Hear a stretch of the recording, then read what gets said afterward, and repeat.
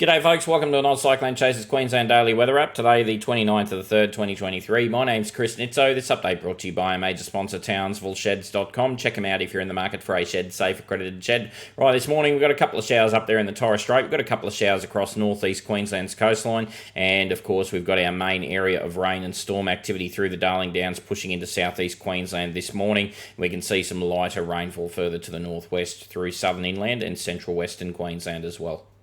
Seen some fantastic rain in the last 24 hours, thanks to the Bureau of Meteorology here. For the chart, we can see some fantastic falls across the Darling Downs region. As we've progressed further eastwards, the rainfall hasn't been quite as heavy, and further northwards, the rainfall hasn't been quite as heavy, but some much-needed rain across the southeast inland parts of the state. A few showers around the Townsville district and through northeast Queensland in the last 24 hours, particularly overnight early this morning, and quite a few showers and isolated thunderstorms up around the Torres Strait and the Northern Cape. Right, so obviously the focus today of weather is going to be around the southeast corner, and we can see that there's quite a substantial amount of convective rainfall around this morning. As we progress into this afternoon, you can see some storms pushing into the southeast Queensland coastline, the population centres there.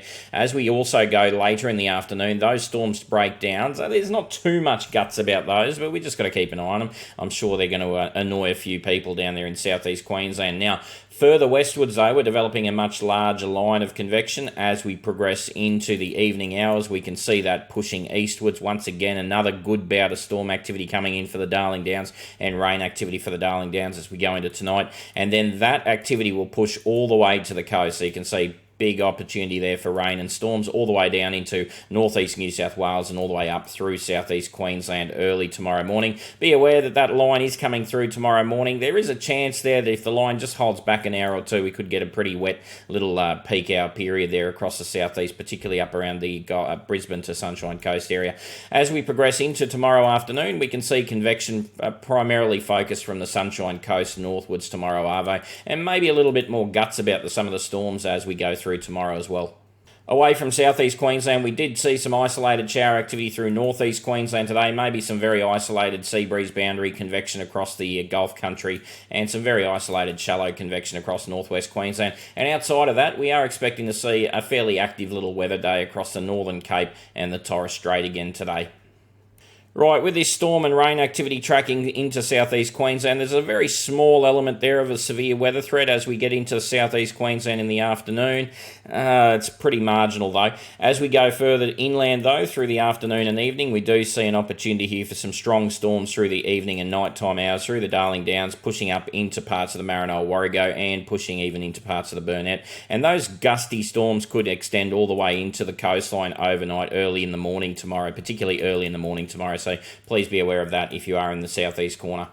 And looking at our instability charts, you can see there's some instability pushing through southeast Queensland or through the morning into the early part of the afternoon across the southeast there. But our greatest amount of instability is further inland. So you can see that stuff further inland. Lots more strength of lift going on in the inland areas, and then that area of strong lift pushes onto the coastline overnight tonight into early tomorrow, and then pushes further northwards up into central Queensland and northern southeast Queensland as we go into tomorrow afternoon.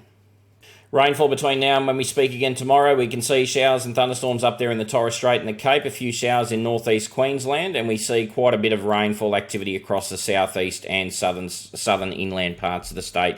Possibility of some local moderate to heavy falls developing on top of the moderate to heavy falls that have already hit across the Darling Downs region.